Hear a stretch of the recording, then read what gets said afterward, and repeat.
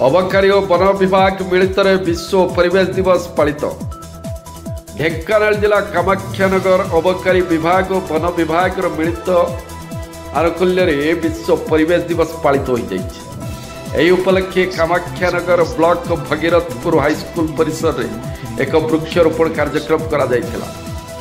एथिरे स्कूल समस्त कर्मचारी समेत कामाख्यानगर पूर्वांचल पश्चिमांचल वन विभाग समस्त कर्मचारी एवं अबकारी विभाग कर्मचारी मिलित प्राय 50 रु ऊर्ध्व फल वृक्षारोपण कामाख्यानगर सहर में जेएफपी मॉडल स्कूल और अरविंद पूर्णांग शिक्षा केन्द्र में वृक्षारोपण एवं बनभोजी स्थल दंडाधर और गुंडीचा नाली रे प्लास्टिक मुक्त सचेतन कार्यक्रम कार्यक्रम आगामी 26 तारीख पर्यंत विभिन्न जगार चालू रही सूचना देते कामाख्यानगर अबकारी विभाग अधिकारी सावन कुमार भोल। आमर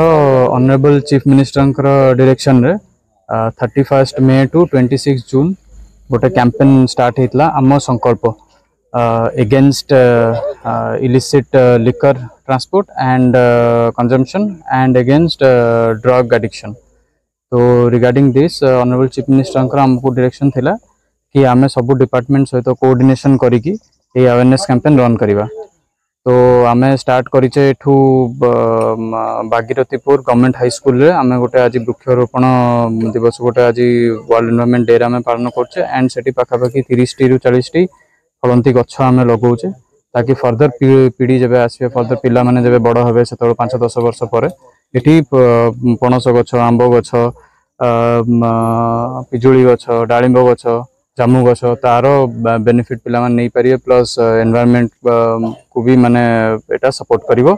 ऑल्सो आमर कपिलास जी को पाखे भी आज plastic free zone day along with forest department सेठी भी आमे सेटा पालन करछ। आमर आउटे टीम जाइके सेठी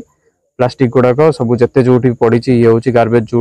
माने एकटा जमा होची सेटा बाहर कर आमर सब गोटे पूरा एक्शन प्लान तैयारी होईची जोटा कि सेटू अप्रूव होईची आमर डिपार्टमेंट रु प्रतिदिन चलिबो एंड वेरियस जगह चलिबो। आज जमती एठी रहला भागीरथीपुर रे कपिलास रे सेमती काली अछि कि काली आमर गोटे सचेतनता रथ बाहरिबो ऑनरेबल कलेक्टर ढेंकानाल डिस्ट्रिक्ट ताकू उद्घाटन करेंगे कर सारा पर सचेतनता रथ समस्त को कहबो कि कौन कौन माने ड्रग एडिक्शन रहिले कौन कौन प्रॉब्लम हेल्थ डिमेरिट्स रोची एंड इलिसिट लिकर पीले कौन कौन प्रॉब्लम हो पारिबो हेल्थ रे से एटा आमे सब बेले एनफोर्समेंट ऊपर आज का डेट रे आमे प्रायोरिटी देई आस्तिलु।